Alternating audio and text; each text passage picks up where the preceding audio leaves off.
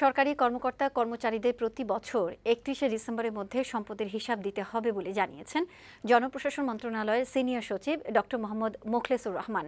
তবে চলতি বছর ৩০শে নভেম্বরের মধ্যে সম্পদের হিসাব বিবরণী জমা দিতে হবে বলে জানান তিনি। দুপুরে সচিবালয়ে সাংবাদিকদের তিনি এসব কথা বলেন। মোখলেসুর রহমান জানান, ১৯৭৯ সালের সরকারি বিধি অনুযায়ী সরকারি সিলযুক্ত খামে হিসাব জমা দিতে হবে। কেউ ভুল বা অসত্য তথ্য দিলে শাস্তিযোগ্য অপরাধ বলে বিবেচিত হবে। সম্পদ বিবরণী তথ্য আদালত বা কর্তৃপক্ষের অনুমতি ছাড়া হস্তান্তরযোগ্য নয় বলেও জানান জনপ্রশাসন মন্ত্রণালয়ের এই সিনিয়র সচিব। ২০২৪ সালের বিষয়টা ৩০শে নভেম্বরের মধ্যে জমা দিতে হবে। আর এরপর থেকে প্রতি বছর যাতে বারবার এটা বলতে না হয়, আইনটা চেঞ্জ করতে না হয়, প্রতি বছরের ৩১ ডিসেম্বরের মধ্যে জমা দিতে হবে।